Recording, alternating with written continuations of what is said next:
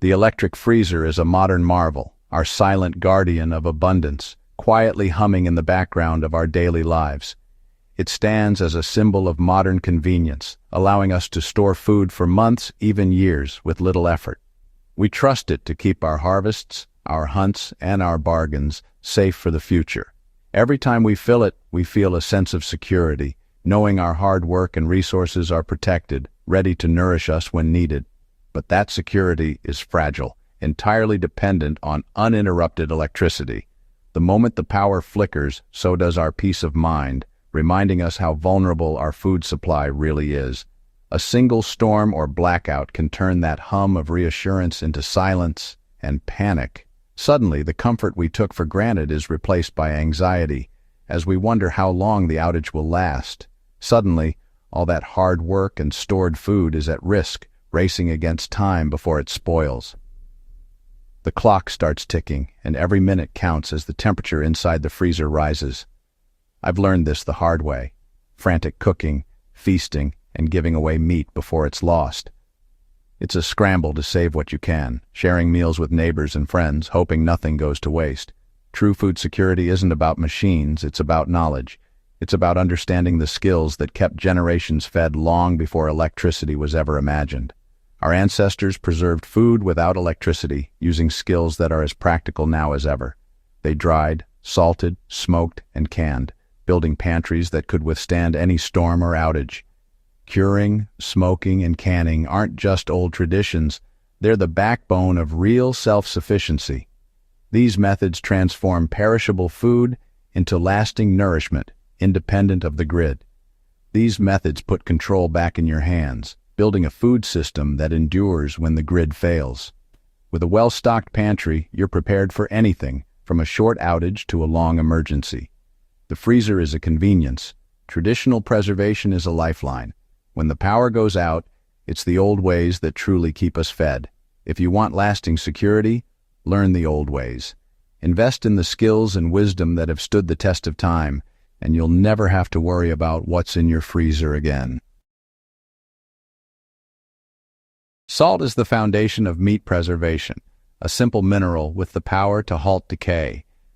For thousands of years before refrigeration or modern technology, salt was the key to survival, allowing people to store food for lean times and long journeys. By drawing out moisture, salt makes meat inhospitable to bacteria. It's a natural barrier, creating an environment where spoilage simply can't take hold. Dry curing involves rubbing salt and spices onto meat, transforming it over weeks into something safe and delicious.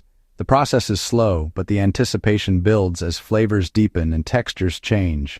Wet curing or brining submerges meat in salty water, perfect for bacon or corned beef. The brine seeps deep into every fiber, infusing flavor and ensuring preservation throughout. Once salt has done its work, smoke steps in. This is where preservation becomes an art, and the aroma of wood smoke fills the air. Smoking isn't just about flavor. Hardwood smoke contains natural compounds that shield meat from bacteria and mold. The smoke weaves its way into the meat, adding complexity and a protective layer. The gentle heat dries the surface, adding another layer of protection. Over time, the meat develops a firm, glossy exterior that locks in flavor and keeps out spoilage. I've spent hours tending a smokehouse, watching smoke curl around slabs of bacon and salmon. It's a ritual that connects you to generations past, each batch a link in a long tradition.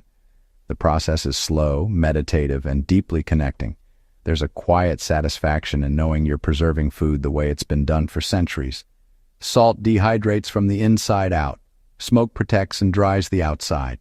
Together, they create a balance of texture, taste, and safety. Together, they turn fresh meat into a shelf-stable treasure. What begins as a perishable ingredient becomes a delicacy that can last for months, even years.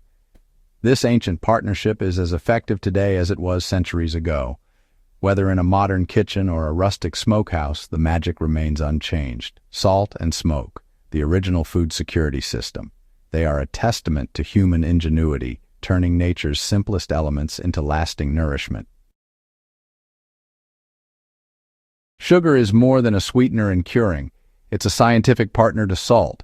Sugar draws out moisture gently, preserving tenderness. It also feeds beneficial bacteria, which ferment the meat and create lactic acid, lowering pH and fighting spoilage. The balance of salt and sugar is crucial. Too much salt toughens, too little risks spoilage. Sugar softens the cure, allowing flavors to develop slowly. Classic recipes like Wiltshire bacon rely on this delicate chemistry. My first home-cured bacon was a revelation. Salt, sugar, and patience transformed pork into something rich and safe. Sugar isn't just for taste, it's a key player in preservation. The result, meat that's stable, flavorful, and lasts for weeks.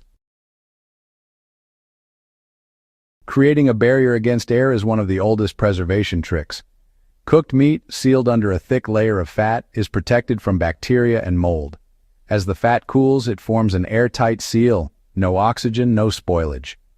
This is the principle behind confit and old-fashioned meat crocks. I've used this with pork cook. Pack in a crock, pour over melted lard, and let it set.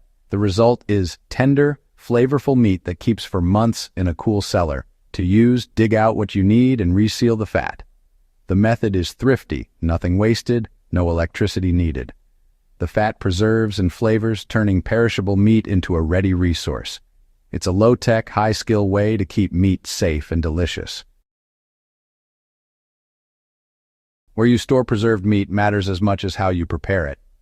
The root cellar is the unsung hero. Cool, dark, and with steady airflow. Low temperatures slow microbial activity. Darkness prevents fats from turning rancid. Good ventilation keeps mold at bay and lets meats mature safely. Hang hams and bacons from rafters, spaced for air to circulate. Our root cellar at River Cottage is just an underground room, but it works perfectly. On a hot day, stepping inside is like entering another world. Cool, earthy, and secure. Seeing meats hanging, slowly maturing, is deeply satisfying. This is food security that doesn't depend on the grid. The root cellar, a passive, natural refrigerator for your larder. For true long-term storage, pressure canning is unmatched. It lets you keep meat shelf-stable for years, no freezer required. The secret is heat. Pressure canning reaches temperatures high enough to kill even the toughest bacteria and spores. Pack meat into jars, add liquid, seal, and process under pressure. As jars cool, a vacuum forms, locking in safety and flavor. The first ping of a sealing lid is the sound of food security. I've canned venison stew, chicken broth, pork, ready-to-eat meals, anytime. Pressure canning takes care and precision, but the reward is peace of mind. Your pantry becomes a storehouse of home-cooked meals, independent of electricity. It's an investment in resilience and comfort. Pemmican is the ultimate survival food.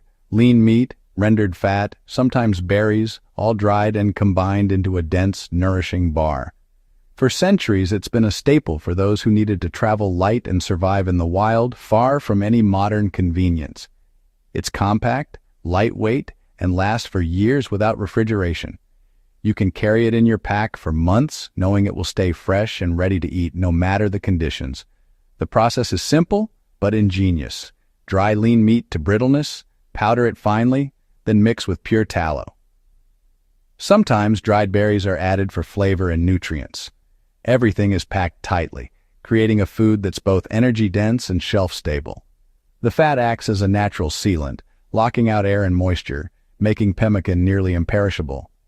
This preservation method is a testament to human ingenuity and resourcefulness. This is food that fueled explorers and native peoples through the harshest conditions, across frozen tundra, endless plains, and deep forests. Learning to make pemmican, salt a ham, smoke a fish, or can a stew is about more than filling your pantry. It's about building a sense of security and independence that can't be bought at a store. It's a shift from dependence to resilience, from uncertainty to confidence in your ability to provide for yourself and your loved ones. These skills reclaim ancestral knowledge and put food security in your hands.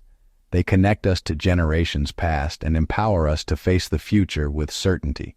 True freedom isn't the biggest freezer. It's knowing you can provide no matter what. It's the quiet confidence that comes from self-reliance. The path to lasting security is paved with skill, not just technology. When you master these methods, you're investing in your future. This is the real promise of traditional food preservation, a life of abundance, resilience, and true food freedom.